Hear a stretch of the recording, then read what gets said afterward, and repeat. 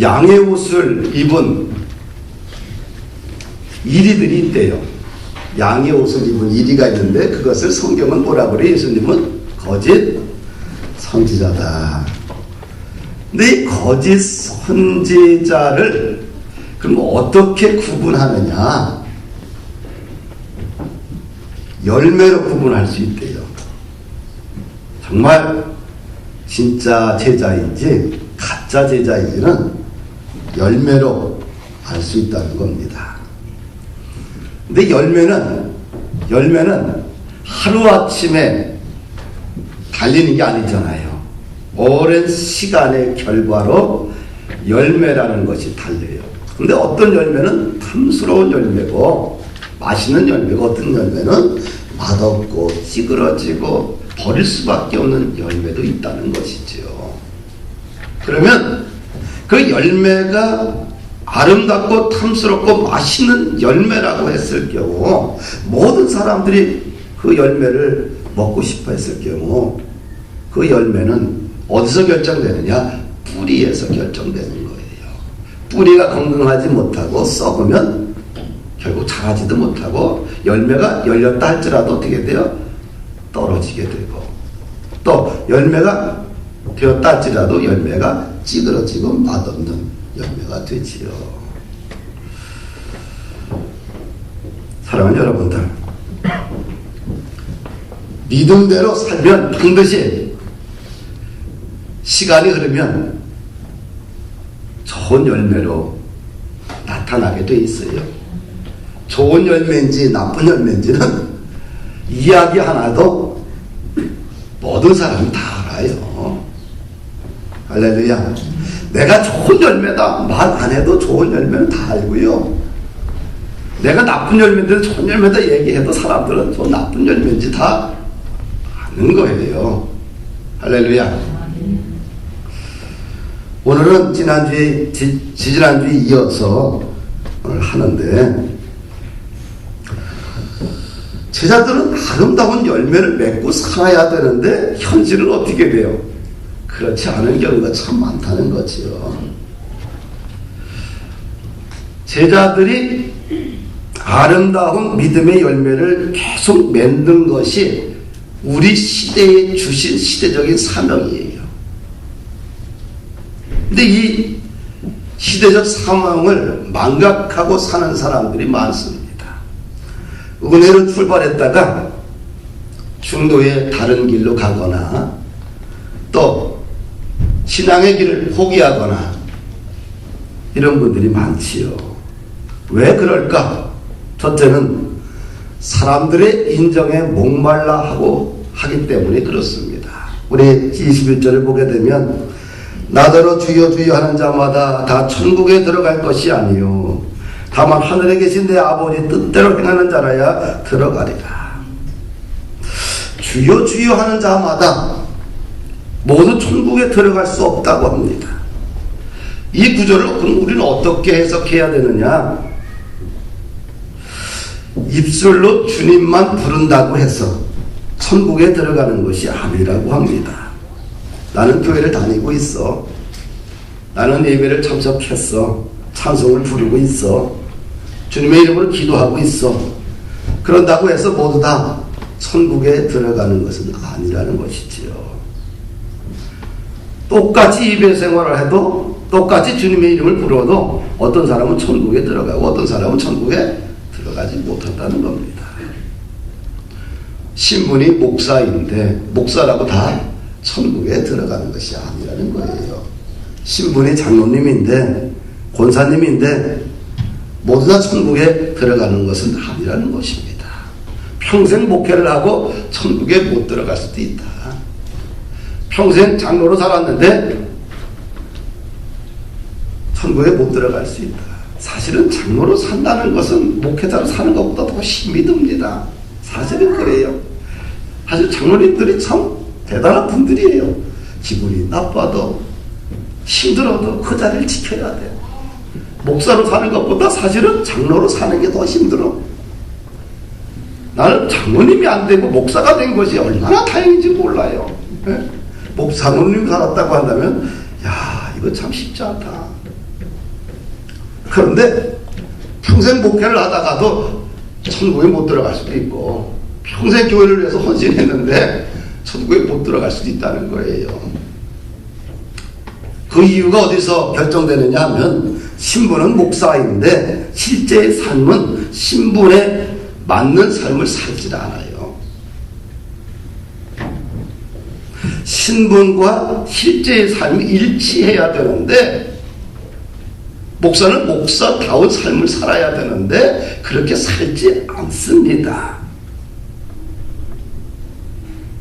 그 사람이 명함에 나타난 직책이나 신분을 보고 그 사람이 대단히 훌륭한 사람이고 인격자이고 완벽하게 느껴질 때가 있습니다. 그러나 우리가 살다 보면 그것이 항상 일치되지 않는다는 것을 알아요. 그렇죠? 그 사람이 이야기하는 명함과 그 사람의 실제의 삶이 때로는 일치하지 않는 경우가 참 많다는 것을 압니다.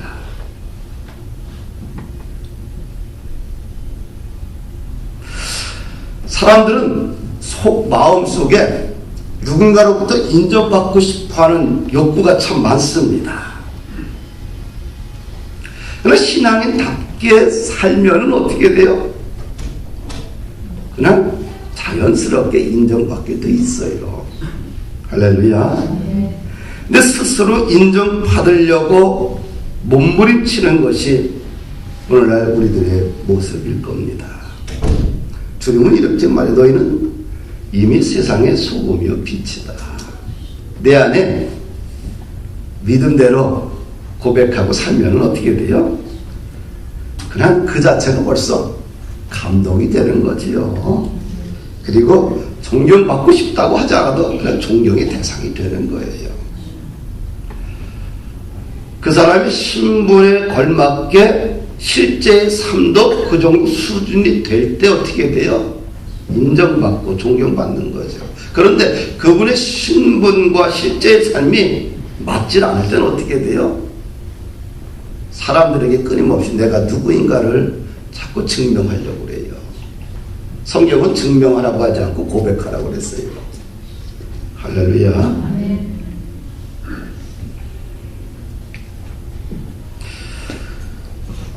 주님이 원하시는 것은 아버지의 뜻대로 행하는 것을 원하세요.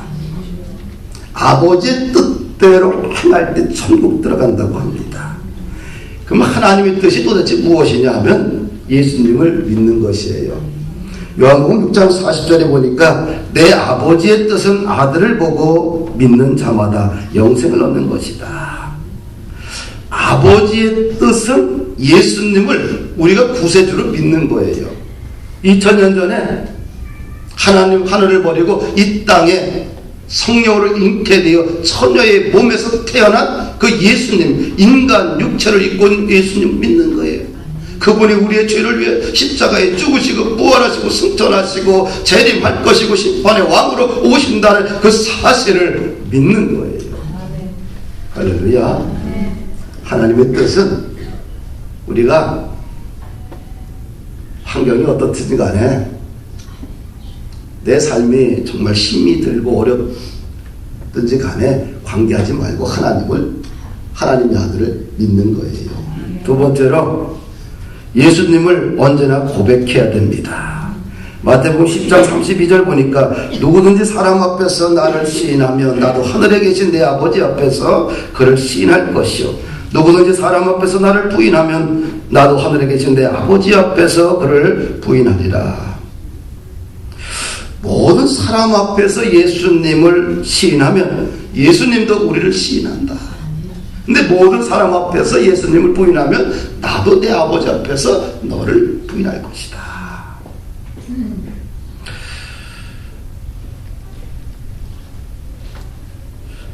우리가 살면서 모든 사람들 앞에서 예수님은 나의 왕이십니다. 예수님은 구원자십니다. 예수님은 치료자고 만왕의 왕이고 창조주이고 나의 인생을 설계하고 있고 설계하고 갈 것입니다. 당신의 인생을 축복할 것입니다. 담대하게 이야기하면 참 좋은데 왠지 예수님을 전해야 될 자리에서는 점점 작아지는 자신의 모습을 볼 때가 있지요. 이럴 때마다 마음이 어떻게 돼? 편치는 않잖아요. 그렇죠?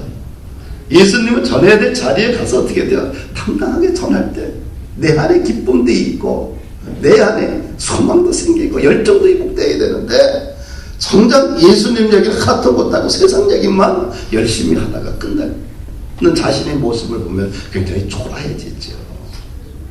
예수님이 원하시는 것은 언제나 예수님을 자랑하고 고백하는 사람을 예수님이 원하세요. 상해 공항에 이렇게 도착을 했는데 한 60대 되신 한족 목사님이 마중을 나왔어요. 그런데 이분은 택시를 타든 식당에 가서 밥을 먹든 길거리 누구를 만나든 예수님을 전하는 거예요. 그리고 전도지를 하나 만들어서 공항에 있는데 직원들에게, 일하는 바쁜 직원들에게도 한마디 던지고. 근데 얼굴을 보니까 참 평안하고 해맑아 보여요. 기쁨으로 가득 차 있습니다. 누구를 만나든지 간에 예수님을 증거해요. 택시기사에게 택시를 타자마자 예수님을 증거합니다. 어떻게 믿어요? 그 자리에서 택시기사에게 눈 뜨고서 복음을 이야기하고 영접 기도를 하는 것을 봐요. 그분이 중풍병자로 누워있다가 하나님의 기적적으로 치유를 받고 40대에 그 다음에 이제 가정교회 목사가 됐어요. 그래서 그 교회에 가서 설교를 하는데 나는 그래도 한 100여 분의 여름 한 100명 모였대요. 그래서 장소가 큰 줄 알았더니 아파트 1층인데 10평밖에 안 돼. 10평인데 방 조그만 데는 일자로 된 옛날 아파트 있잖아요. 조그만 방 안에 아들이 하나 살고 그 다음에 거실 같은 조그만데 어떻게 돼요? 거기에 친자를 놓고 부부가 살아. 일자로 된 아파트 있잖아요. 10평짜리. 거기에 빼곡히 그냥 몸을 맞대고 일반 의자를 놓고 거기 앉아있는 거예요. 한 5, 60명이. 그냥 딱 보면 네 사람도 공간이 부족한 공간이에요. 아무것도 없어요. 그런데 사람들이 빼곡히 앉아있어. 중국의 가정교회는 안 가봤는데 가정교회 이번에는 많이 아침에 8시 반에 시작을 해서 또 오후 밥 먹고 또 저녁 하루에 3군데씩 다니는 거예요. 설교를 끝나고 나면 그냥 대충 가면 되는데 앉은 사람이 다 머리띠 밀고 앉으셔달라는 거예요. 이거 참 고역인 거예요. 하고 나면 2시간이요. 그런데 한국에서 온 목사님한테 안수 받겠다고 있는 거예요. 안 가고.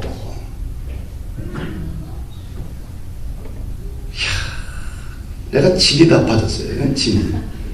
그런데 이런 교회들을 쭉 상해를 가봤는데 사람들이 살아있어요. 눈동자가요. 예수를 증거하는 거예요. 그냥 옆에 있는 사람에게 예수 믿으라고. 공안도 신경 안 써. 살아있는 생명들을 보고 왔어요.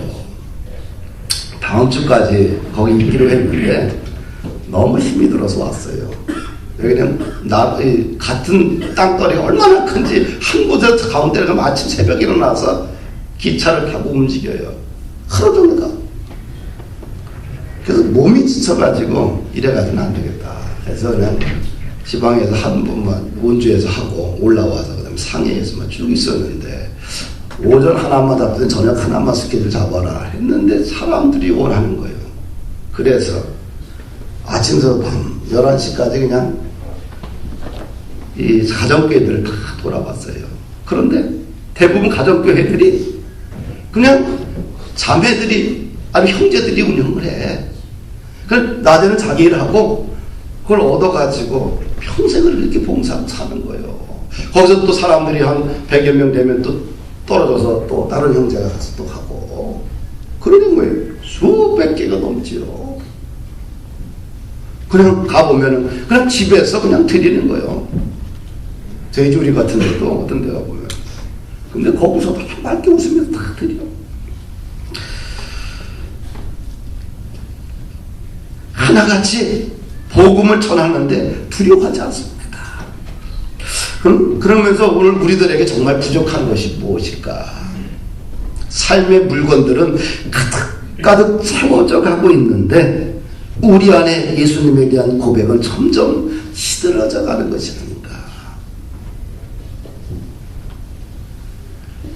10평, 20평도 안 되는 집에 100명, 200명씩 모여서 예배드려요. 그냥 구석에 그냥 많은 탁자 위에서 딱 서서 설교를 해. 이렇게 앉아있어. 사랑하는 여러분들, 진짜 제자의 신분을 가져야 돼요. 네. 모조품은 모조품일 뿐이에요. 신분과 실제가 함께 가야 됩니다. 신분은 사람들에게 인정받고 싶은데 실제의 삶은 전혀 그렇지 못하고 살아가는 이중적 구조의 우리의 신앙을 이제는 좀 버리고 생명의 공동체답게 체질을 좀 바꿔야 되지 않겠냐. 누구를 만나든지 간에 예수님은 살아계십니다. 예수 믿으세요. 예수 믿으면 행복합니다. 할렐루야.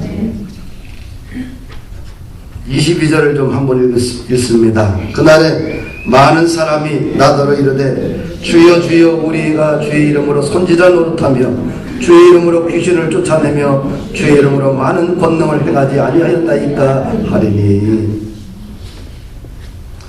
예수님의 이름을 가지고 장사하는 사람들이 있다는 거죠. 그때나 지금이나. 예수님의 이름을 가지고 선지자 노릇하고 귀신을 쫓아내고 많은 능력을 행하는 사람들이 있어요. 예수님의 이름을 가지고 장사하면 안 된다는 거예요. 예수님의 이름을 가지고 하나님께 영광 돌려야 되는데 자신의 인생을 세우려고 하면 안 된다는 거예요. 예수님의 이름으로 해도 잘 가르쳤어요. 귀신도 쫓아냈고 병들도 고쳤어요. 그러면 어떻게 하나님께 영광 돌리면 되는데 어떻게 돼요? 어느 순간 우쭐해집니다. 자기가 대단한 사람이라고 착각을 합니다. 처음에는 하나님의 은혜였다고 고백하지만 시간이 지나면서 하나님의 영광을 다 가로채버립니다. 성숙하지 못한 사역을 하는 경우가 참 많지요. 그래서 누가복음 10장 20절에 보니까 귀신들이 너에게 항복하는 것으로 기뻐하지 말고 너희 이름이 하늘에 기록된 것을 기뻐하라. 할렐루야. 하나님이 주신 것이 자기 것이라고 착각해서는 안 돼요. 내가 좀 더 잘 가르치는 능력이 있다. 하나님 감사합니다. 내가 귀신을 쫓아내는 능력이 있다. 하나님 영광 받아 주옵소서. 나에게 많은 능력이 있다. 하나님 나에게 부족한 종에게 이렇게 많은 능력을 주셨으니 감사합니다. 이 능력을 가지고 주님의 나라가 세워지기를 원합니다. 이럴 때 하나님의 기름 부음이 점점 넘쳐날 것입니다. 귀신도 능력을 가지고 일을 해요. 귀신도 귀신을 쫓아냅니다. 거짓 선지자는 더 탁월하게 잘 가르칩니다. 그러면 우리와의 그럼 어떤 차이점이 있어야 되느냐? 귀신도 우리와 똑같은 사역을 하고 있고 거짓 선지자들도 우리와 똑같은 사역을 하고 있으면 그들과 우리 사이에 차이점이 있어야 되지 않느냐? 중요한 것은 우리는 하나님과 매일 바른 관계를 유지하는 것이 중요해요. 할렐루야. 그리스도와 깨끗한 관계를, 바른 관계를 유지하는 것이 능력의 비결이요 충만한 은혜를 계속 이어가는 비결이라는 것입니다. 예수님은 하나님과 바른 관계를 유지했습니다. 탁월한 설교가입니다. 어떤 사람도 따라오지 못할 정도로 능력을 가지고 있습니다. 그러나 예수님에게는 그런 것이 그리 중요하지 않았어요. 하나님과 깊은 교제의 시간을 갖는 것을 예수님은 가장 좋은 시간을 주님께 드렸습니다. 마가복음 1장 35절에 보니까 새벽 아직도 밝기 전에 예수께서 일어났다가 한적한 곳으로 나가 거기서 기도하시더니, 하나님과 하루를 시작할 때 교제하는 것을, 바른 관계를 맺는 것을 예수님은 가장 소중하게 여겼어요. 할렐루야. 하나님과 바른 관계를 우리가 맺을 때 우리는 성숙한 신앙인의 삶을 살아가게 됩니다. 할렐루야. 오병이어의 기적을 경험했습니다. 도시락 하나로 5,000명이 먹고 12광주리가 남는 역사를 보니까 사람들의 눈이 확 뒤집혀지는 거예요. 야, 예수를 우리의 왕으로, 임금으로 삼으면 우리 인생이 이제 펼쳐지는구나. 예수님이 왕으로 삼고자 하는 그들의 마음을 보고 예수님이 혼자 떠나서 산으로 갑니다. 침묵의 시간, 하나님과 시간을 갖는 모습을 보게 돼요. 하나님과 바른 관계를 유지하는 것이 능력입니다. 할렐루야. 예수님은 언제나 살면서 하나님의 뜻이 무엇인지를 찾았어요. 요한복음 5장 30절에 보니까 내가 아무것도 스스로 할 수 없노라. 듣는 대로 심판하노니 나는 나의 뜻대로 하려 하지 않고 나를 보내신 이의 뜻대로 하려 함이라. 예수님은 자기의 뜻과 비전과 목적을 성취하기 위해 몸부림친 것이 아니라 오직 하나님께 영광을 돌렸고 하나님과의 바른 관계를 유지하면서 자신이 해야 될 첫 번째 사명이 무엇인지를 날마다 체크했다는 거예요. 할렐루야. 하나님의 뜻을 찾는 것이 중요합니다.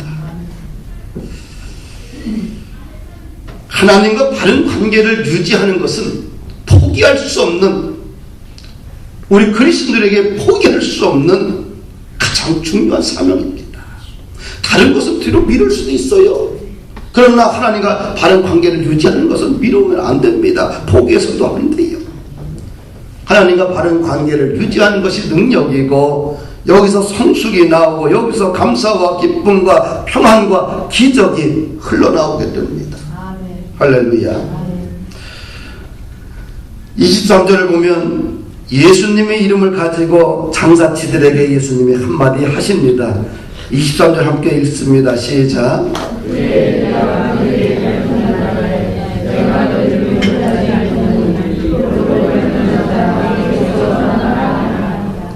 예수님의 이름을 가지고 들먹거리면서 장사하는 거짓 선지자들을 향해서 말하는 거죠. 속은 탐심으로 가득 차 있는데, 속은 어떻게 돼요? 사악한 것을 가득 차 있는데 입으로만 어떻게 돼요? 예수님의 이름 팔아서 장사는 장사치들을 이야기해요. 우리가 사업하는 사람들은 뭐예요? 어떤 사람은 장사꾼이라고 하고 어떤 사람은 기업가라고 이야기를 해요. 장사꾼은 뭐예요? 사업을 해도 사업가의 도덕적 의무를 지키지 않는 사람을 장사치라고 그래요. 그러나 사업가라고 하는 것은 뭐라고 그래요?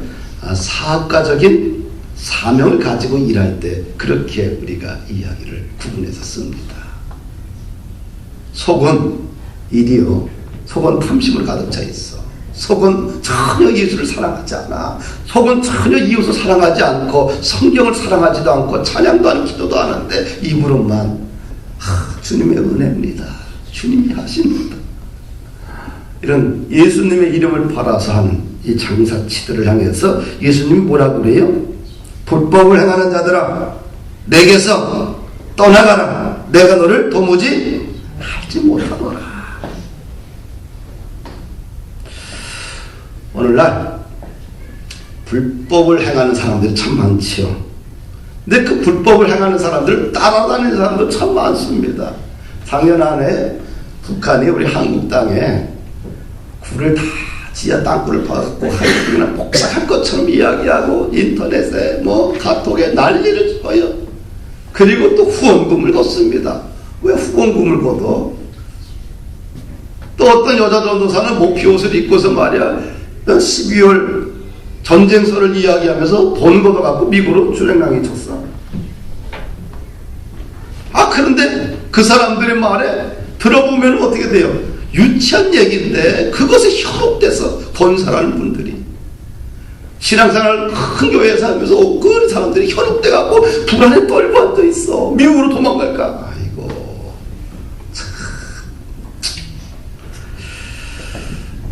참 이렇게 웃지 못할 사건들이 1년에 참 많이 일어나요. 그런 얘기를 들으면서 이게 진실입니까? 사실입니까?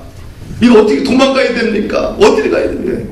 목사에게 참 본사님들이 물어볼 때마다 아이고 참 깝깝해요. 왜 이런 유혹을 받을까요? 왜 불법을 행하는 사람들의 이야기를 들으면서 거기에 현혹되고 그 사람의 말에 휘둘리고 불안에 떨고 왜 그렇게 살아갈까요? 하나님을 신뢰하지 않고 인간을 의지하기 때문입니다. 할렐루야. 예수님이 빌립에게 이런 말을 해요. 이 5,000명이나 되는 이 많은 무리들에게 네가 먹을 것을 줘라. 근데 예수님이 빌립이 어떤 사람인지를 아시고 시험을 했다고 그래요.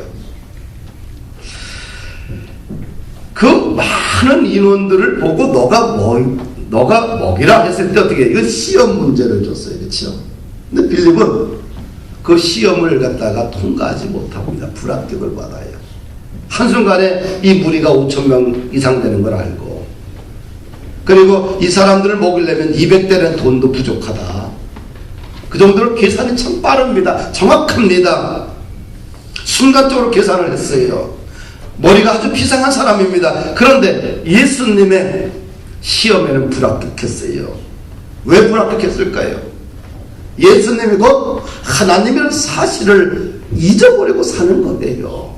예수님과 3년 6개월 동안 함께 다니면서 예수님의 기적을 보고 다양한 죽은 사람도 살려내고 바람과 바다도 조용하게 말씀 한마디로 조용히 시키고 모든 이런 기적들을 봤는데도 불구하고 예수님이 곧 하나님이라는 사실을 안 믿었어요. 그래서 그 시험에 불합격한 거예요.